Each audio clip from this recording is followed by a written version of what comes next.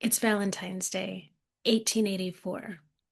A 25-year-old man sat in a house in New York City and watched everything he loved disappear in a single day. His mother died in the early morning hours, typhoid fever. She was 49 years old. 11 hours later, his wife died in the same house, kidney failure, a condition that had gone undetected during her pregnancy. She had given birth to their daughter just 2 days before. He wrote a single large X in his diary that night, and beneath it, 7 words: "The light has gone out of my life." What he did next is something that I often think about in my work with grieving people, because he didn't do what most of us do when loss hits us that hard. He didn't pretend that he was fine. He didn't throw himself back into work to avoid feeling it. He didn't perform his grief for the people around him, thinking that he needed to be strong for people, right? None of that. He left his newborn daughter in the care of his sister, and he went to the Badlands of what was then the Dakota Territory, and he disappeared into the wilderness for 2 years. Now, before you think that this is a story about running away, I want to tell you what he actually did out there. He worked physically, brutally, intentionally. He rode horses until his body gave out. He hunted. He sat with silence. He let the land be bigger than his pain. He wasn't hiding from his grief. He was moving through it on purpose and at his own pace, in a way that his nervous system could actually process. He was respectful of the whole experience. When he came back, he was changed, right? Not despite the grief, but because of it. The man who disappeared into the Badlands, broken, came back as someone who would eventually give this country its national park system, its conservation legacy, and one of its most consequential presidencies. Grief didn't end Theodore Roosevelt's story, it shaped it. I'm Jolyn Armstrong, founder of Grapevine Inner Wellness, certified trauma recovery coach, and grief recovery specialist. And this is Between Sessions, part of the Grapevine Wellness Show. Today, we're talking about grief, but probably not the grief that you think you know. When most people hear the word grief, they think about death, right? They think about funerals and casseroles and sympathy cards and a specific socially recognized kind of loss. But I want to offer you two definitions that may change the way you think about grief. The first one is pretty simple. Grief is the normal and natural reaction to loss. Normal, natural, not a disorder, not a weakness, not something to be fixed or medicated away or pushed through in a timeline that makes other people comfortable. A normal, natural human response to something being gone that used to be there. The second definition is where things get a little interesting for me. And that definition goes like this: grief is the conflicting feelings caused by the end of or change in a familiar pattern of behavior. Just sit with that for a moment. The end of or change in a familiar pattern of behavior. Not death, not even necessarily loss of a person. The end of something familiar, the change in something that you counted on, the moment when the pattern that you built your life around no longer holds.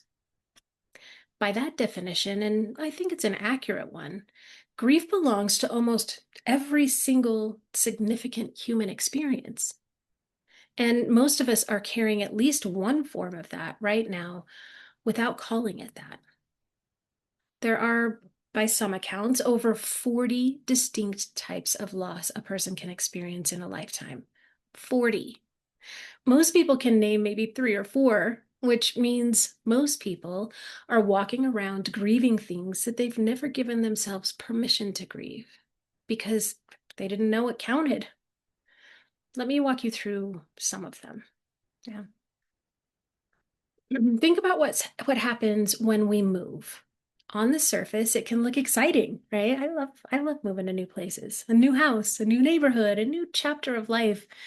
But underneath that excitement, if you look carefully, there's loss, right? That home that you knew, the neighbors who had become part of your daily rhythm, whether you talk to them every day or not, right?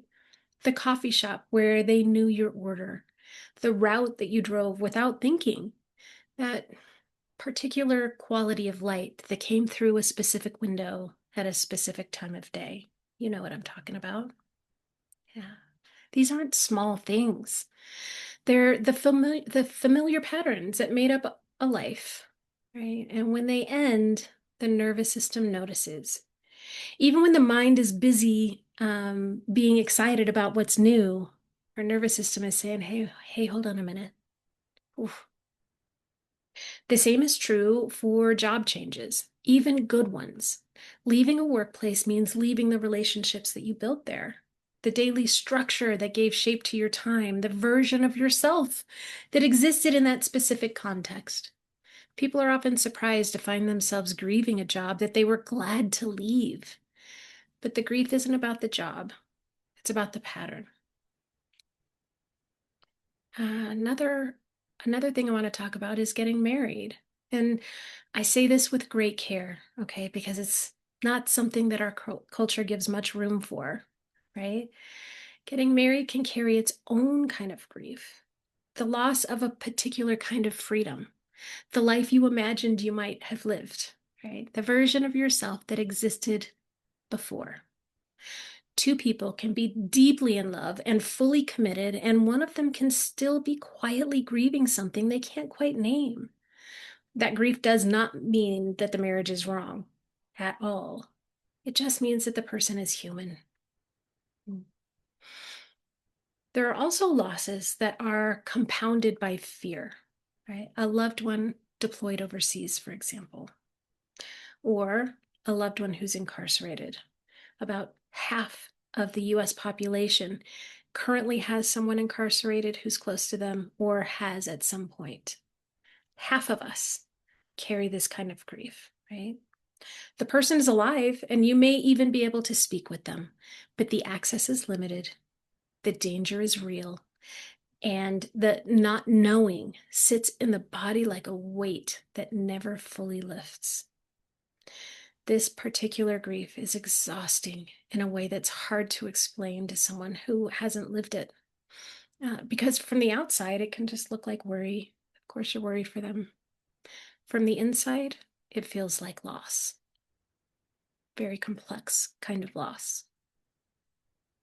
And then there are what I call intangible losses, the loss of religious faith, for example, when a belief system that organized your entire understanding of the world, your community, your identity, your relationship to something sacred, quietly or perhaps suddenly stops holding.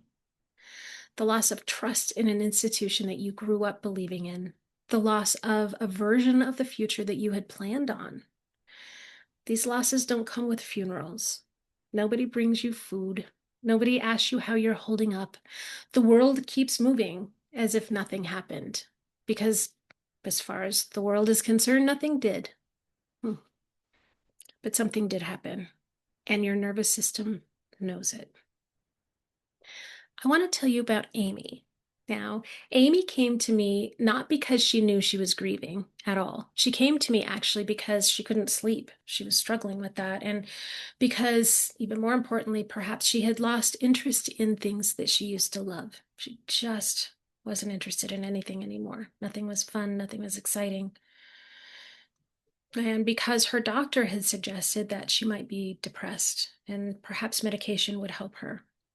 She wasn't sure, that he wasn't wrong, actually. So, through our conversations, I learned a little bit about her family. I learned that she had a brother named Tim, and growing up, she and Tim were the kind of siblings who finished each other's sentences, who called each other first. Good news, bad news, no news, whatever, who showed up without being asked. They were just the best of friends, those two. And then 2016 happened, and 2020.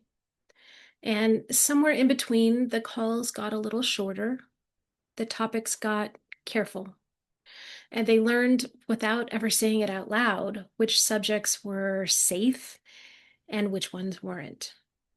At first it felt manageable, right? They just didn't talk about politics, okay? We just won't talk about that. Easy enough.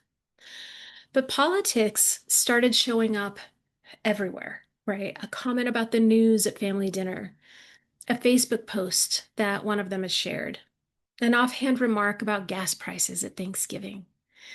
What used to be a table felt like a minefield. So eventually they stopped crossing it. The calls got less frequent and then occasional. Then Amy realized one day that she couldn't remember the last time she had heard her brother's voice. Not because of a fight, not because of something unforgivable at all, just because the distance had quietly become the default. She told me, she's talking about how she feels in her body. She told me she feels heavy all the time. She wasn't sleeping. She had lost interest in things that she used to love. She was carrying something heavy, but it wasn't depression. It was grief. She was grieving Tim, a man who was very much alive, who she could have called that afternoon, but who also felt unreachable, as if he'd moved to another country or another planet, even, right? She was grieving Thanksgivings that used to feel like home, and she was grieving the person she called first and the fact that she didn't know who that person was anymore. She was also grieving a version of Tim she wasn't even sure ever existed. Because if he had become someone that she couldn't talk to, had she ever really known him? Right? That's a question she just kept being plagued with. Had she known instead a version of him just that agreed with her, right? Not the full real Tim.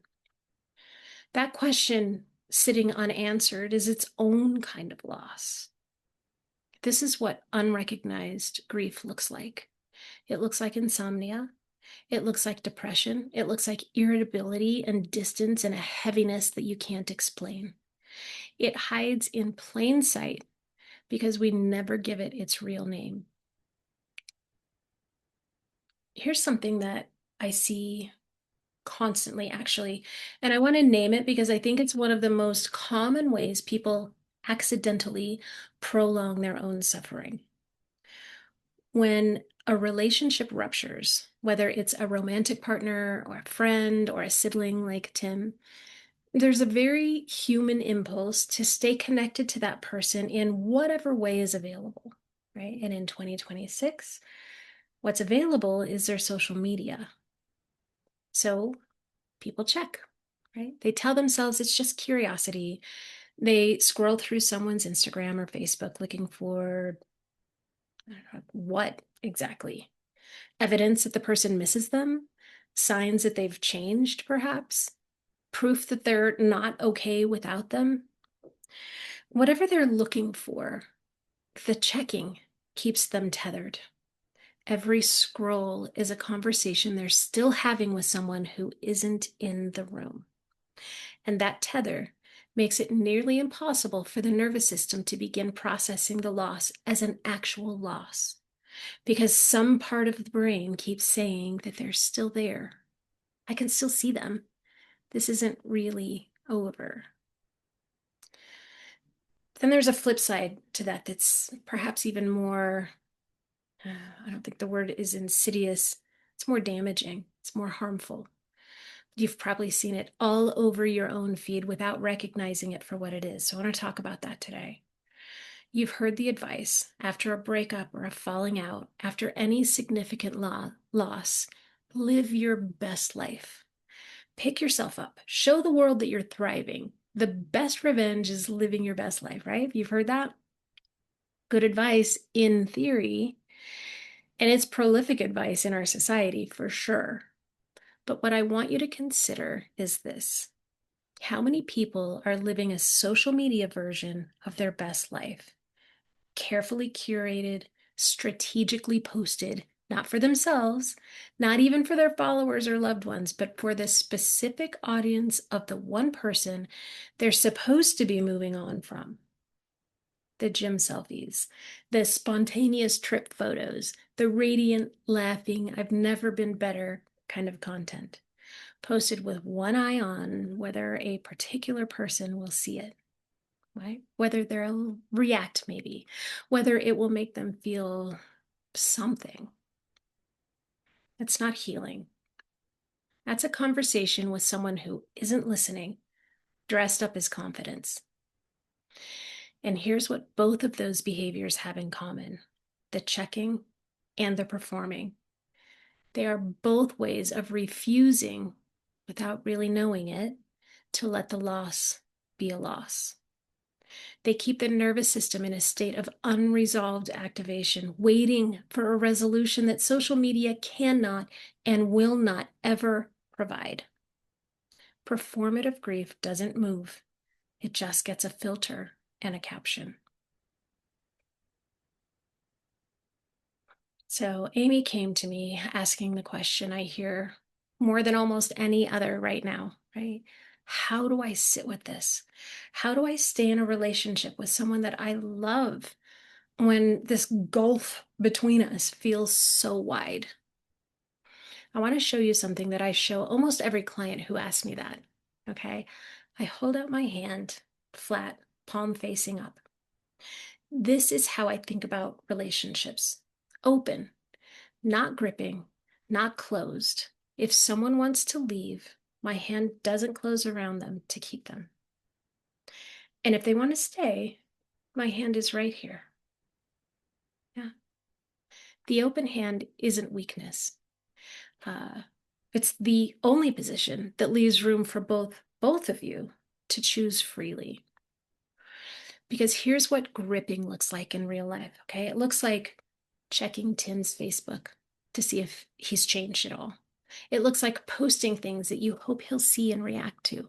It looks like rehearsing arguments at 2 a.m. that you're finally winning in your head. All of that is a closed fist. And a closed fist around someone who isn't there exhausts you without moving anything forward. But I also give Amy something practical, okay? I asked her to write down 20 topics that she and Tim could talk about that have nothing to do with politics. 20 things that they might still share. Now, most people struggle to get to 20 when I give them that task, right? But almost everyone finds a good handful. Maybe it's their mother's health. Maybe it's a memory from childhood. Maybe it's the fact that they both still love the same baseball team, right? Then I asked Amy something that surprised her. How central are those topics in your own life right now? Because if the only thing filling your days is the news cycle and the outrage and the weight of everything that's wrong, you won't have anything else to bring to Tim either. You can't offer what you don't have. That bridge has to be built in you before it can be built between you. That's not a small thing. That's the actual work. Yeah. Let's go back to Theodore Roosevelt in the Badlands for a moment, if you will. What he chose was solitude, not isolation, solitude. And I want to draw a distinction between those two words because I think it matters enormously when we talk about grief, when we talk about healing. Solitude is chosen. It's purposeful. It's directed towards something: healing, processing, integration. It has an intention behind it, even when it's painful, right? Isolation is what happens when grief goes unprocessed. It's not chosen so much as it's kind of collapsed into. The nervous system, overwhelmed by loss it doesn't have the tools to process, does what a nervous system does when the threat feels unsurvivable. It shuts down. It goes quiet. It withdraws, not toward healing, but away from everything. Roosevelt chose solitude. He rode horses until his body gave out. He worked with his hands. He let the land hold what he couldn't. He moved through the grief rather than around it. Okay. Now, I want to acknowledge something here, actually, because I think it's fair. Theodore Roosevelt was a wealthy man with a sister who could raise his daughter and life circumstances that gave him the option to disappear into the wilderness for 2 years. Most of us don't have that option. I certainly don't. We have jobs, we have mortgages, we have children who need us to show up tomorrow morning, regardless of how we feel. So, what does solitude look like when we can't go to the Badlands? Right? It looks like 20 minutes in your car before you walk into the house after work, not scrolling, not listening, just sitting with what's there. It looks like a Saturday morning walk without your phone. It looks like telling the people you love, I need a little space right now, and then actually taking it. It looks like a therapy session or a coaching session or a grief support group, a container specifically held for the purpose of processing rather than performing. Solitude doesn't require the Badlands. It requires intention, the willingness to turn towards the grief rather than away from it, even in small doses, even in the margins of a very full life. The question worth asking for yourself, for someone you love, isn't whether someone is withdrawing, it's whether the withdrawal is moving towards something or away from everything. That distinction is the difference between Roosevelt coming back from the Badlands ready to build something and grief that just keeps finding new ways to get your attention. There's one more thing I want to talk about because it's something I work with intentionally with every grieving client that I see. And I call this special days. Easy enough, perfect name. Holidays, anniversaries, birthdays, the first Thanksgiving after a rupture with a sibling, the first Father's Day after a father dies, the wedding anniversary of a marriage that ended, the birthday of someone who's no longer in your life for any of the 40 reasons a person can leave it. These days have a particular weight for people who are carrying unprocessed grief because the familiar pattern that used to define that day is gone and the nervous system knows it. The anticipation of that special day can sometimes be harder than the day itself, the body bracing for something that it can't quite name. I can't tell you how many times people come to me and say, I don't know why I'm feeling this way. And then they check the calendar and say, oh, that's why. Yeah. I make it a practice to reach out to each one of my grieving clients on every special day, not with advice, not with a plan, just an acknowledgement. I see this day. I know what it holds for you, and you're not alone in it. One client told me, this was so heartbreaking. One client told me that special days were no different than any other day for him because every day without his wife was terrible. Every single one. And I won't pretend that that didn't break my heart a little because it was true and it was honest and it was exactly where he was. I want to tell you, though, where he ended up, right? By the time we finished our work together, his days felt different. Not because his wife came back, not because the loss stopped being real, but because the grief had been named and processed and given somewhere to go. The weight didn't disappear. It became something that he could carry rather than something that was carrying him.